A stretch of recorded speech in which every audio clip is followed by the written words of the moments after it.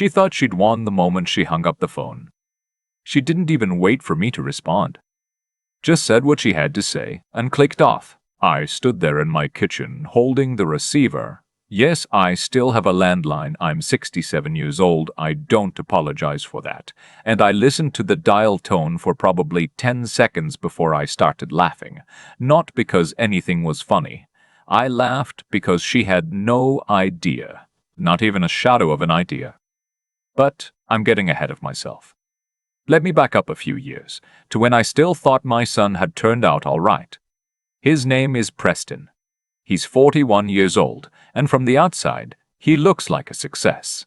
Tall, good-looking, drives a truck that costs more than most people's first homes. He married a woman named Vivienne about 8 years ago. Sharp eyes, sharper tongue, and an appetite for other people's things that I didn't fully appreciate until it was nearly too late. I'm a retired civil engineer. Spent 34 years working for the county, mostly on infrastructure projects out in the hill country of Central Texas. My wife Dorothy and I weren't rich people, not by any modern measure. But we were careful.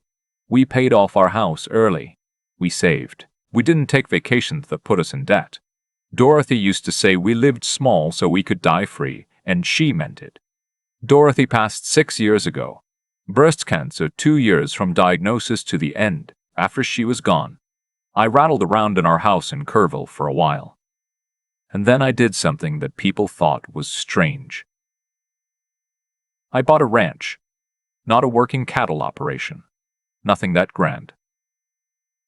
42 acres out near Comfort, Texas. Old stone farmhouse.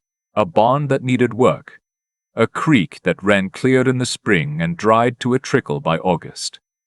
I paid $380,000 cash for it.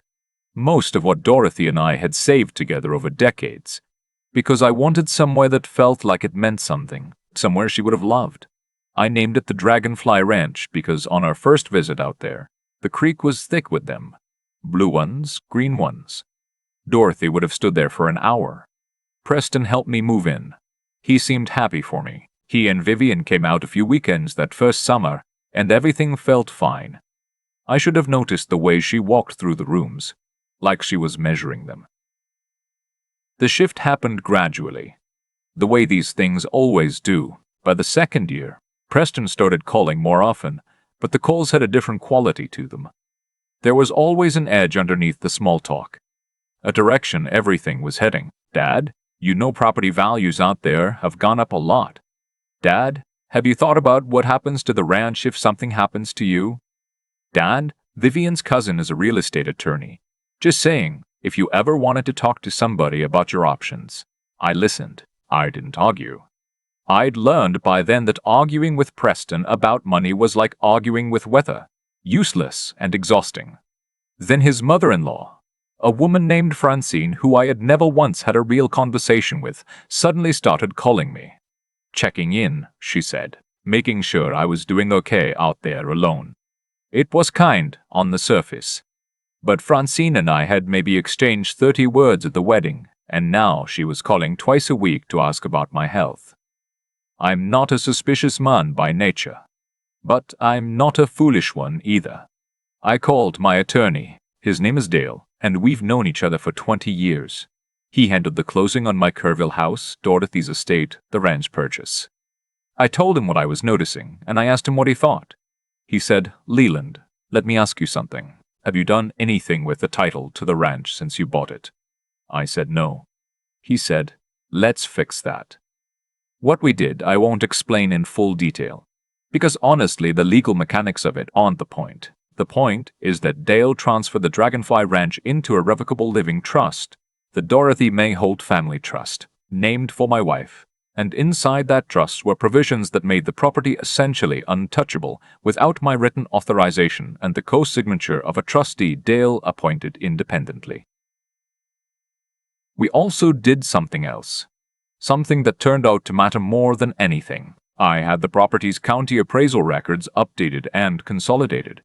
There had been an old clerical error from years back, A small parcel of land, about 6 acres on the east side of the creek, that had been recorded under a slightly different property description, different book and page number.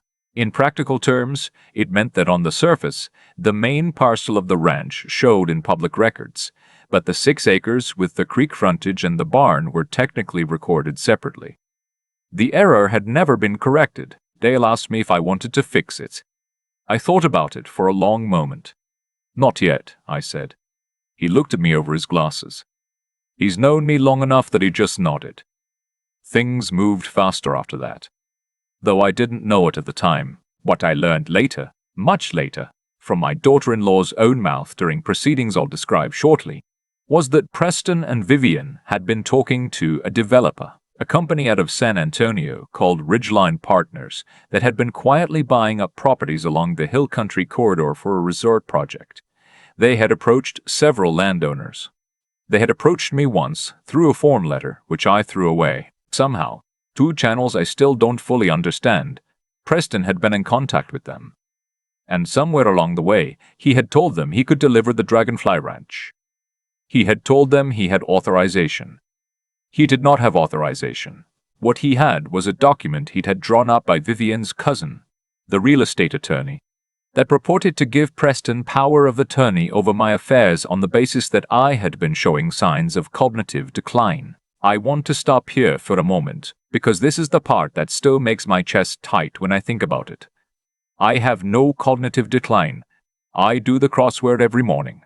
I manage my own finances. I drove myself to San Antonio and back last March without a GPS.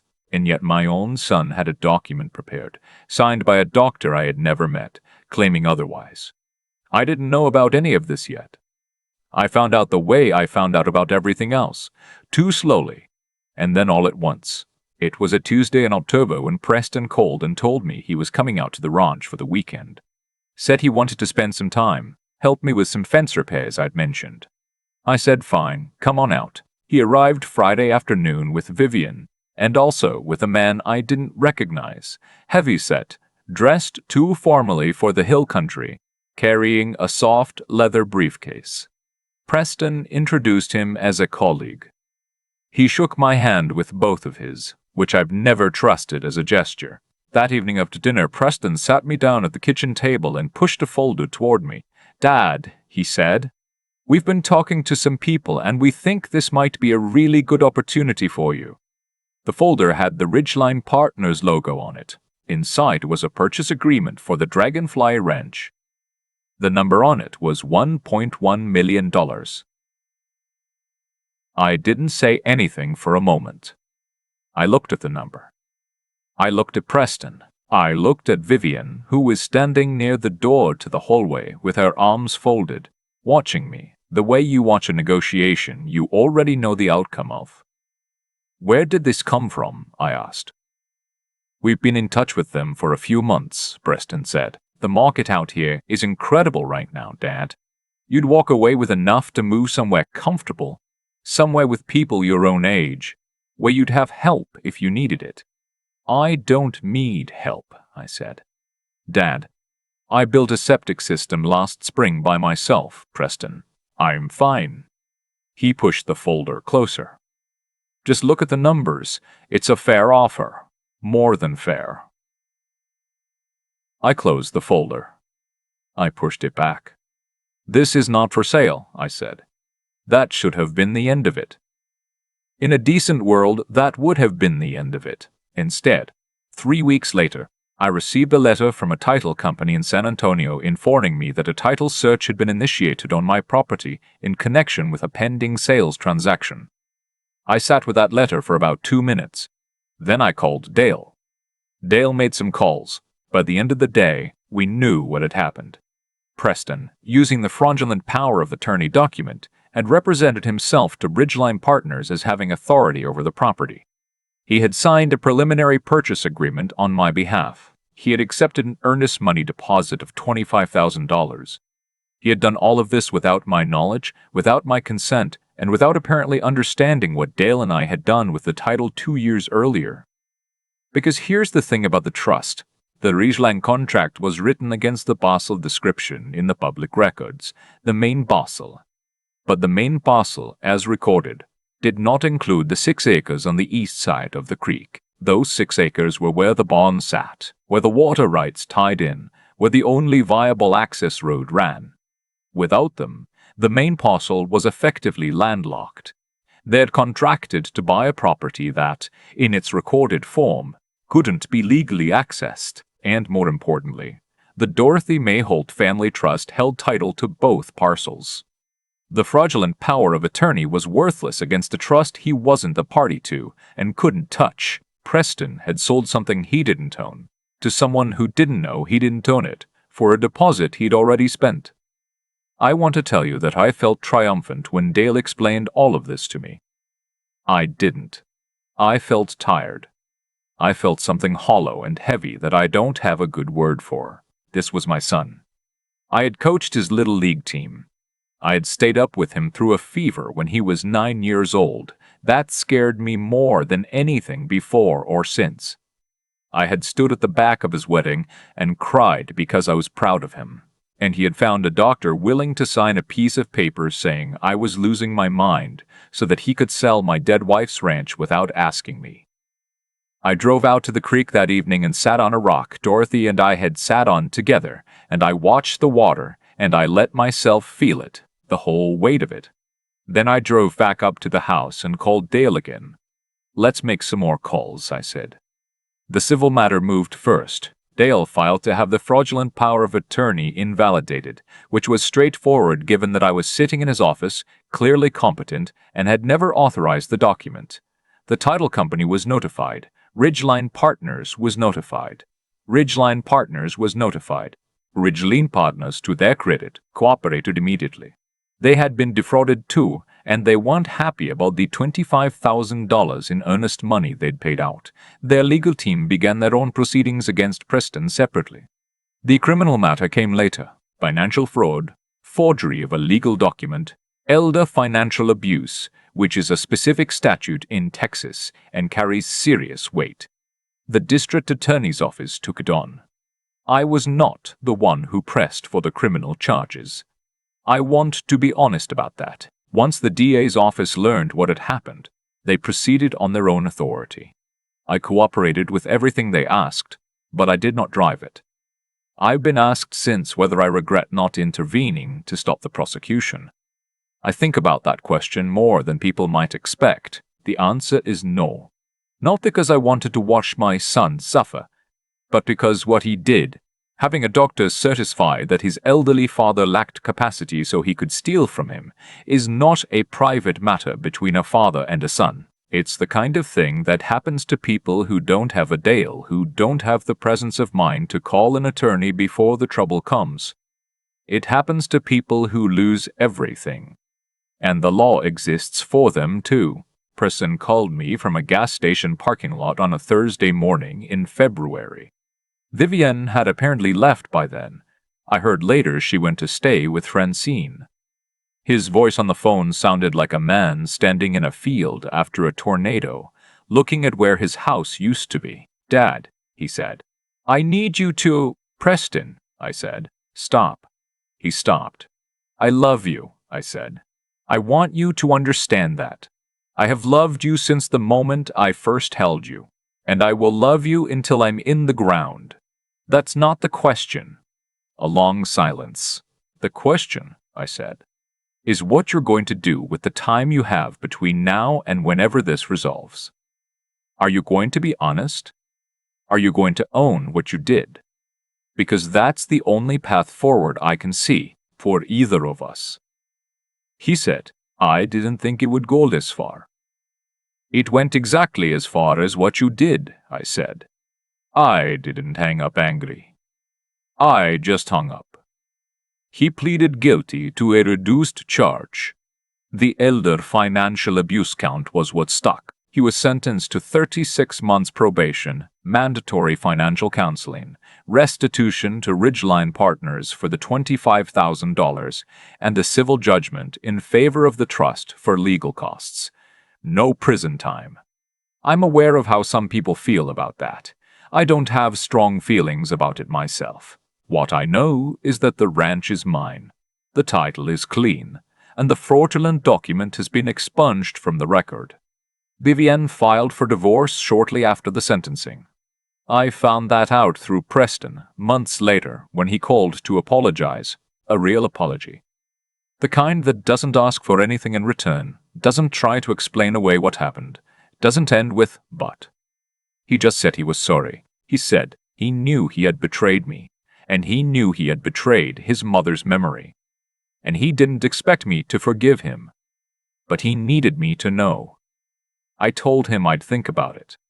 I'm still thinking about it. But the door isn't closed. That's all I'll say. This past April, I drove out to the creek at first light.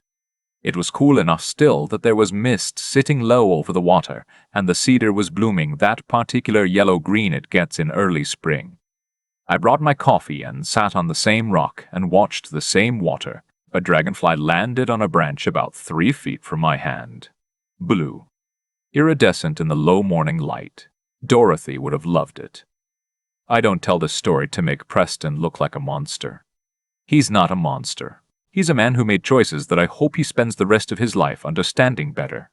He was influenced by a woman who saw my property as an asset to be captured, and he let that influence override 40 years of whatever I tried to teach him. I tell it because I was almost one of the people who lose everything. Almost.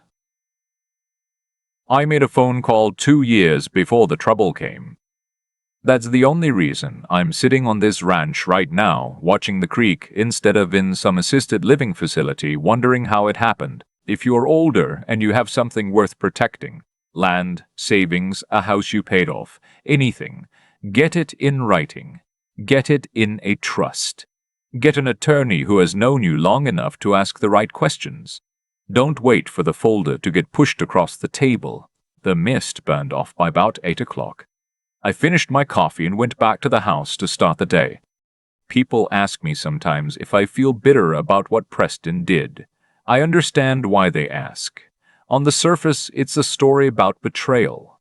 A son who tried to take his father's land, his dignity, his ability to decide for himself. And yes, there were nights in the middle of all of it when I sat at that kitchen table and felt something I can only describe as grief. Not anger. Grief. The kind that comes from losing a version of someone you thought you knew. But bitter isn't the word.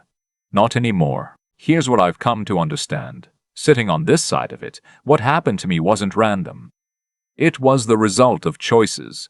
His and mine both. Preston made choices that came from somewhere. Somewhere that had to do with Vivienne's influence, yes, but also with things I probably should have talked to him about more directly when he was younger. The difference between earning something and expecting it.